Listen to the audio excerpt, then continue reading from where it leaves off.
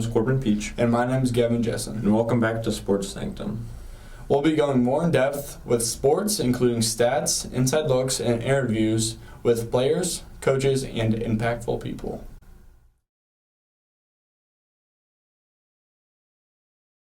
The Cougars finished the regular season off with a bang, winning against the Boyer Valley Bulldogs with a score of 74-6. The Cougars scoring 52 in the first half alone. This game made the Cam Cougars district champions.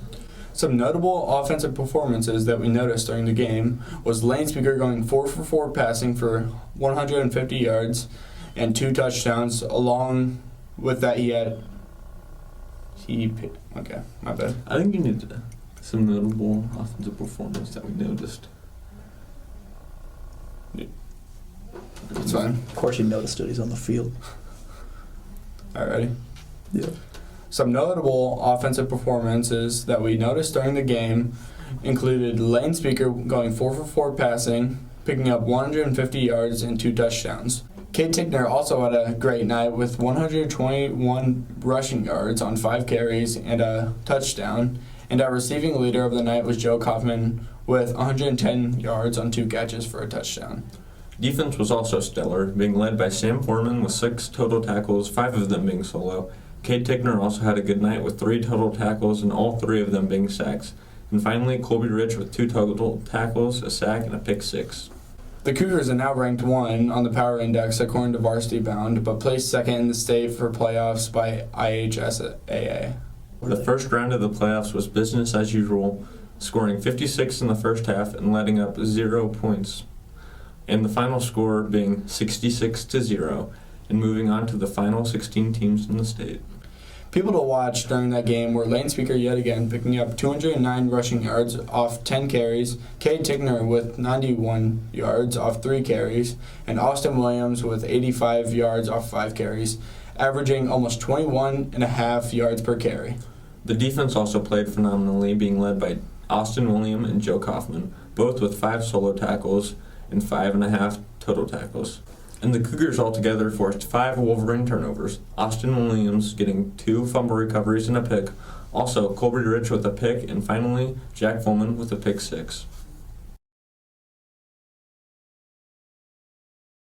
Would you guys like to introduce yourselves? I'm Reese Oglesby. I'm a senior in the left guard, number 52. I'm Nolan Hensley. I'm a senior, number 42. I'm Gavyn Jessen. I'm number 72. I'm the starting right guard. So, Nolan, being the center, the so-called brains of the line, what are some things that you guys talk about on the line? We always talk about who's going to block who and make sure we're on the same page with the tight ends and the fullback. So, Reese, what is your favorite part of being a lineman versus least favorite? Oh, my favorite part is it's kind of like not everybody's watching my position, so I just go out, do my thing, and then have fun with these guys. Favorite part probably is pancaking everybody. Mm-hmm. It's pretty fun. Celebrating with Gavyn and Nolan afterwards after we pancake them. Guts out the whole time. Least favorite part is running down the field after Lane scores a big touchdown. It takes a lot of breath. But seem to do it pretty well, so it's probably my least favorite part. Gavyn, how would you describe your relationship with your teammates? Well, us 3, we have always had a good connection between each other because we all started last year. We all played through all last season, got on the same page. We can make each other laugh. It's not all about football, you know? We're always hanging out with each other and we're doing all these out-of-school activities. And the rest of our team, I would say our team has a pretty good chemistry going on. That's good. Well, thank you guys.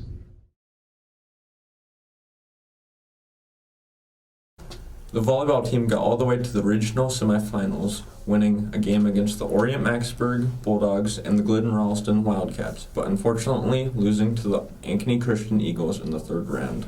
The scores of the Orient-Maxburg game were 25-7, 25-7, and 25-12, all in favor of the Cougars. And for the 2nd round, the Cougars took down the Glidden-Ralston Wildcats in a close 3-2 match. The Cougars went down 2 in the first 2 sets, scores being 25-23 and 25-19.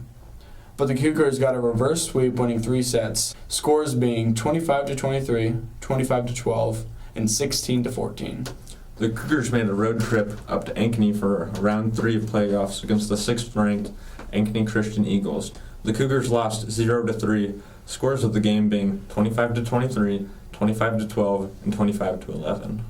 The camp volleyball team had a great season and were the champions of the conference. Some offensive stat leaders for the Cougars on the season include setter Brianna Bauer with 508 assists, Eva Stevenson with 251 kills, Mallory Bankin with 161 kills, and Maddie McKee with 119 kills.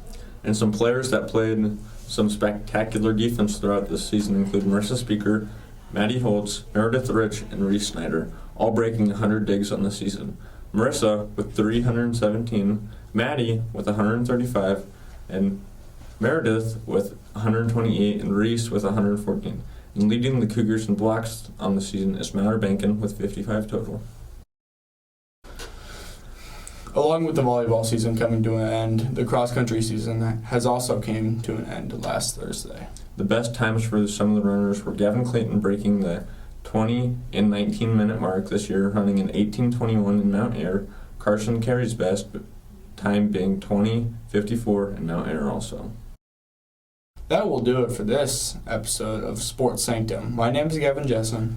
And my name is Corbin Peach. I hope you enjoyed.